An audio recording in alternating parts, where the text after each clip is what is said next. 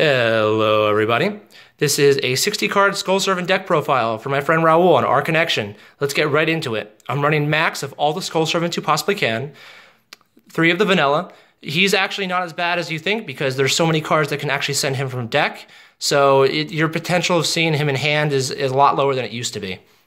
3 copies of Lady in White, who is your protection. She protects other level 3 or lower zombies other than herself from spell and traps, as well as being destroyed by battle.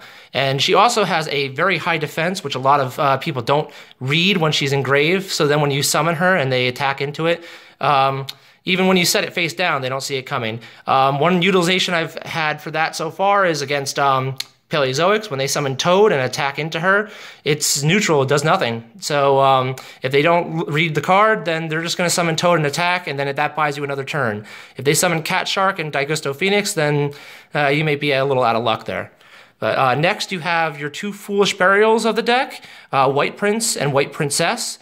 White Prince, when sent to grave, sends a copy of Lady in White and Skull Servant from hand or deck to grave.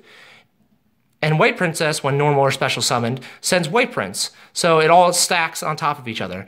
White Princess is also probably the best support this deck has gotten in a very long time because she can be sent from either hand or field to grave to reduce all monsters on the field by 300 attack times their level or rank. So rank is inclusive, which is very, very nice.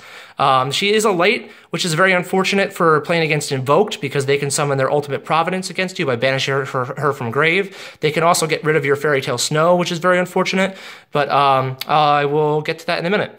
Now, White Prince also has one last effect where he can banish himself and 2 other Skull Servants from grave to summon a King of the Skull Servants from deck. Now, this is by far the most powerful card of the deck. All the Skull Servants are treated by the same name when they're in the graveyard, so he gains 1,000 attack for each one, including copies of himself. And if he's destroyed by battle, you can banish a Skull Servant to bring him back. So it's not an underestimation to say that most games, he is at least 8,000 attack, an 8,000 attack normal summon. His effect does not activate, so cards like Shadow Imprisoning Mirror have no effect on him, as well as Majesty's Fiend, as long as you can get him out on the field by a normal summon and attack over. You have Whitemare, which is the last card of the Skull Servant archetype, and another technically a hand trap, who can special summon King of the Skull Servants or Lady in White from Banished, as well as returning copies of himself and Skull Servant to grave. This is by far the best Allure of Darkness target because you can banish King of the Skull Servants off of Allure and then special summon him from Banished with Whitemare. Now onto the rest of the monsters. You have probably the most broken revival engine in the game currently because you can banish Mizuki to revive any of your zombies, as well as return Mizuki to grave with Cyphrium Lord Omega. You have your actually more foolish burials of the deck. Unizombie, who can send White Prince, as well as Mizuki to grave, and Shiranui Solitaire, who tributes himself out to bring out Unizombie. So with Shiranui Solitaire, that is a 1-turn or first turn level 8 synchro play. So it's very, very good for the deck. For the rest of the monsters, I'm playing 2 Fairy Tale Snow. 2 definitely seems to be the number that I like playing. I would definitely side a 3rd against Invoked because they can banish her from grave, and then you lose your Book of Moon, quick effect. You're playing enough spells and traps in the deck where I definitely feel like you're not banishing all of your Skull Servants. That's also why I run 2 copies because I don't want to be banishing too much from grave. I need a lot of cards in grave actually to maintain my board presence. Then you have the Speedrite Terratop engine, mainly for summoning, solely for summoning Levier the Sea Dragon to special summon your banished kings and other zombies back to the field. And last but not least, 2 Maxi. Now for the spell and traps, you have the 2 power spells of the deck. That Grass Looks Greener and Left Arm Offering.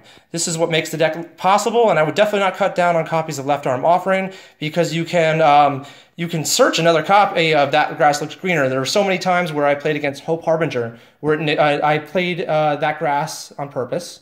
It was negated, and then I just searched another copy and played another copy of That Grass Looks Greener because it is not once per turn. I would also not cut a copy of Left Arm Offering because you can use it to search for Raigeki or Dark Hole, and then you can just special summon King from Grave and attack. So it's definitely a very, very good card. You just can't set cards the turn you activate it, which not a lot of people read. So make sure you don't have someone cheat and do that against you. For the draw power, you have 3 Lure of Darkness. Your prime target is the Banished King because he can be special summoned from the Banished Zone, as well as Pot of Desires. You can return cards with Psyframe Lord Omega, and you're running 60 cards, so 3 copies does definitely not hurt your deck. Twin Twister is definitely a mandatory card. I would still main 3. I wouldn't even side extra and take some out because cards like Imperial Iron Wall really destroy this deck. You can't even activate Pot of Desires or Lure of Darkness while that's on the field, so your options are very, very low. You can't summon Fairy Tale Snow, you can't banish Mizuki, so it's kind of sucks that Infernoids are so popular right now because all the side cards for Infernoids are good against this deck as well, and that's very unfortunate. 2 copies of Instant Fusion. Maybe playing more copies of this once Maximum Crisis comes out. The deck will change dramatically because the Terratop engine will be replaced by the Predator Plant engine, which can search Instant Fusion, as well as Shaddoll Fusion. So this deck might be running Shaddolls in the future. For the last of the spells, I have Foolish Burial, another Foolish Burial. Burial from a Different Dimension. You can banish your White Prince, Lady in White, and Skull Servant to bring out a king. He might come out at 0 attack, but then you can just return them all with Burial from a Different Dimension, and you'll have a 3k attack king on the field. And last but not least, 2 Dark Holes and 1 Regeki. I definitely feel, I mean, people are running 3 Kaiju Slumber, so why not? Now for the traps, not running a lot of traps. This build will definitely change as well. I only have 1-dimensional barrier at the moment. I see it a lot, which is amazing, so I can just imagine running 3 copies, how much more often I'll see it. Vanity's Emptiness. And as well as one of the big tech cards of the format, Lost Wind. It is a permanent breakthrough skill that also halves attack and can reset itself from the grave. So it even has 2 uses on top of just like breakthrough skill had. So now to the extra deck. The extra deck right now is only 13 cards. I'm definitely going to be changing it around a lot. For the 14th to 15th card, I'll probably be playing more copies of cards that are already in here. So to start off with, Norden and Sea Monster of Theseus. I might also play Book of Life in the future, so I can revive this card because it's a zombie, and it's also a DD Crow. So definitely maybe even a side card in the future. You have 1 Dante, Traveler of the Burning Abyss. Most of the time, you want to be summoning Levier, but if you have nothing in Banished, or even as a turn 1 play, if you're desperate, hopefully you mill something good. Levier, running 2 copies. 3 might be needed. I haven't come into the situation where I've needed 3 yet, but having 2 is definitely necessary since Lady in White, White Princess, and Terratop and Tekatomborg, as well as Unizombie are all level 3s. So you can really utilize this card in this deck.